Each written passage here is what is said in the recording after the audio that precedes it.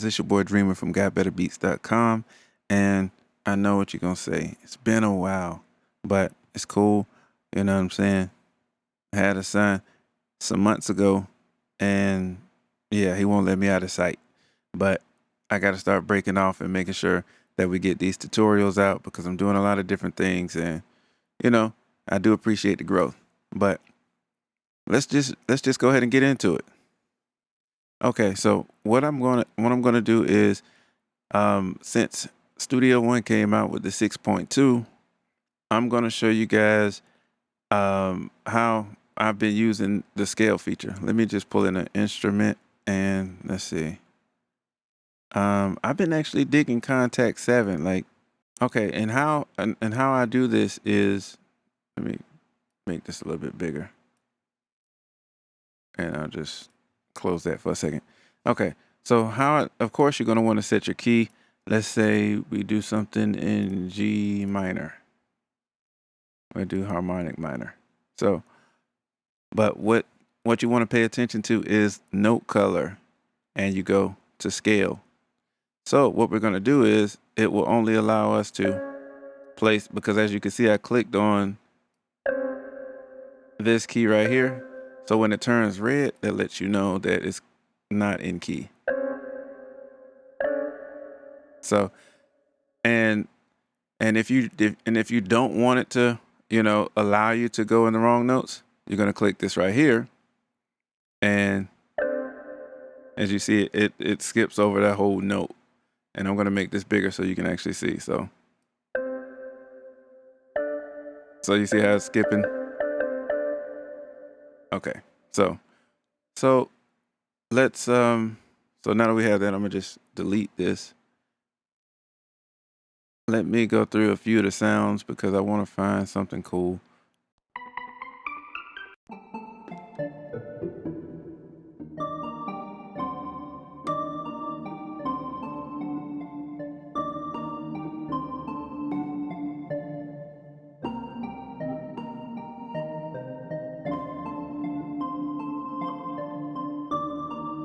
Ooh, man. Yeah, see? And I told myself I'm not gonna do it. So hopefully I can remember that when I look back at this video. So what I'm gonna do is we're gonna make something out of the scale.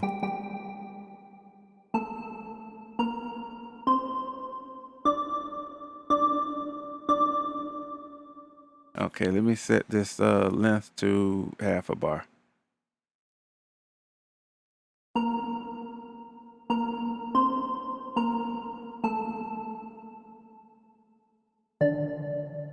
Let's see what this.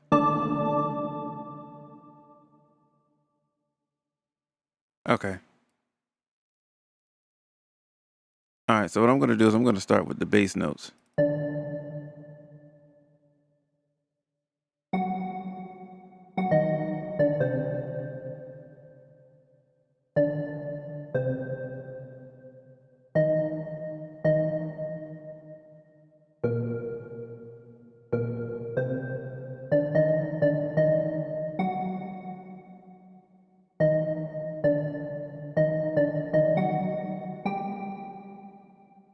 Let's see.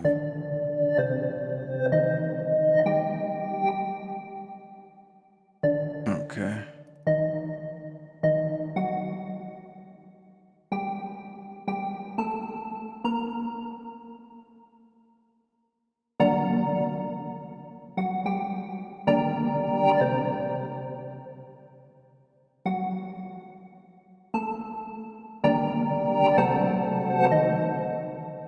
Oh, that's kind of nice.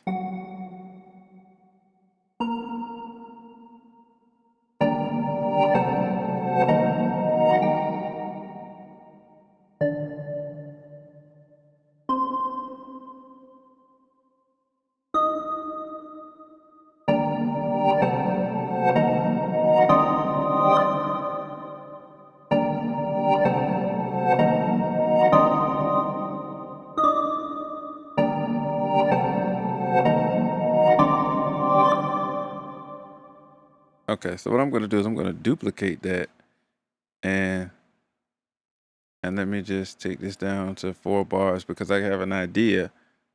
So as you can see, it it was that easy. I know I didn't really explain a lot, but honestly, making sure that you have your note color set to scale, you go ahead and figure out what key you want to work in. And, you start clicking in the notes.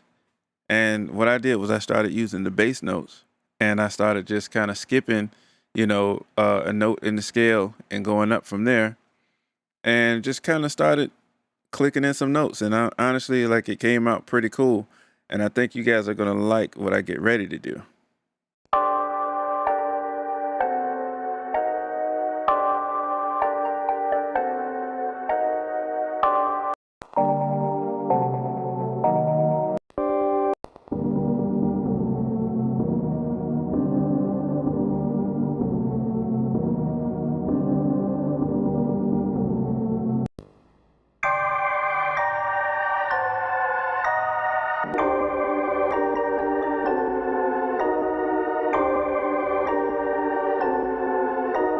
Okay, so I think I can bring this one back up here. Go to one of my free kits.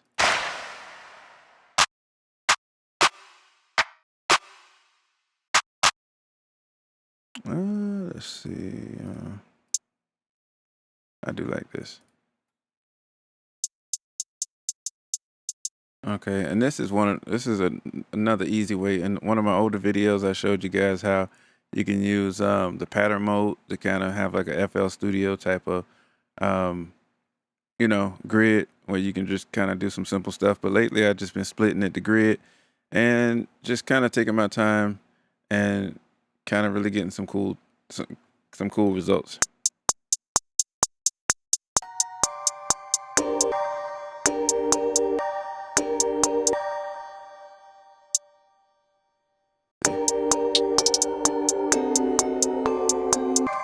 Okay.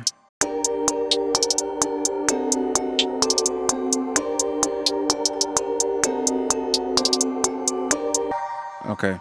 I kind of like that. See, and that's the power of splitting at the grid, putting a little bit of footwork, do your thing. And we are off to the next sound. All right.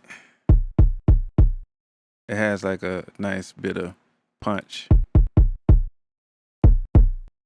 And one thing I do like about Sample 1XT on Studio One is sometimes even if you don't want to use the drive, if you turn the filter on and put it on the LP240, it adds like a little bit of high-end saturation. Now you can barely hear it but certain sounds you can hear it, and honestly, and even if you turn it up to about 3, you can hear the difference. So this Sample XT is actually pretty dope. So let's see what we can get this thing to sound like.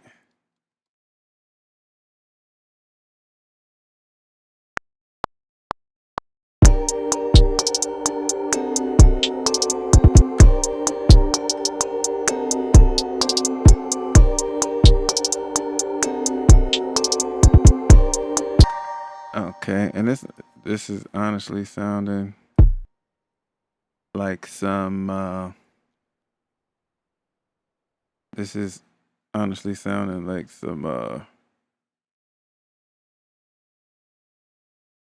like a freestyle type of vibe.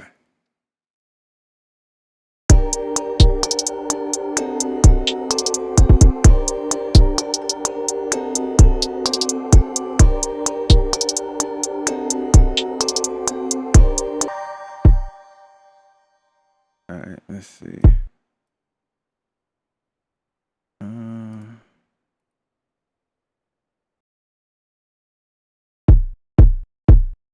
Okay. And I love this right here too, because that right there. Like, that's why I say Studio. Like, I loved Cubase, but Studio One was coming with them features before, Cubase was rolling out the features with every update that you had to pay $200 for, even going from Pro to Pro. And Studio One was kind of rolling them out. So I had to, and honestly, like, man, I'm just on Studio One right now. I ain't gonna even front.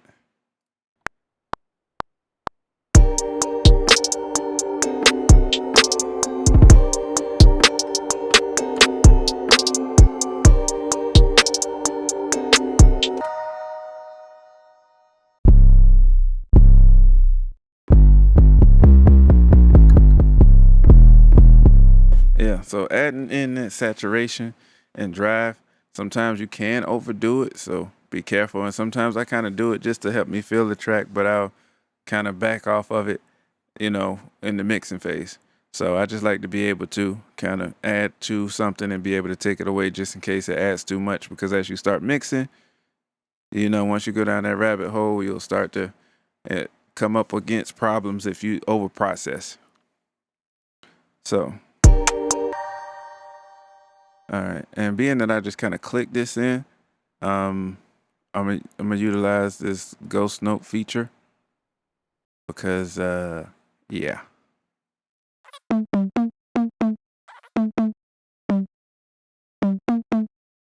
All right. So I don't know the way it sounds.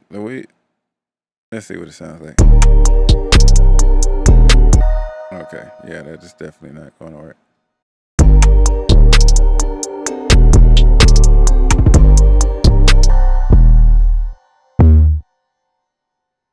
All right.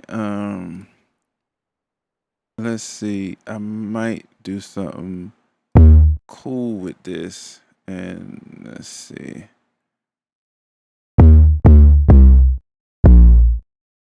All right. Let's see what this sounds like.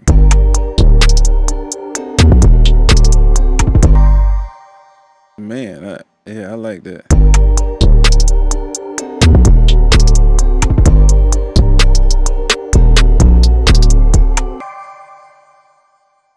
All right.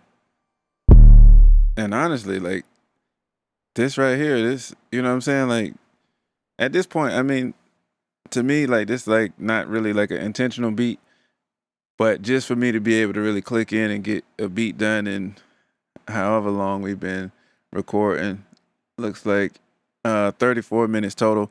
But honestly, we did this beat in about 20 minutes.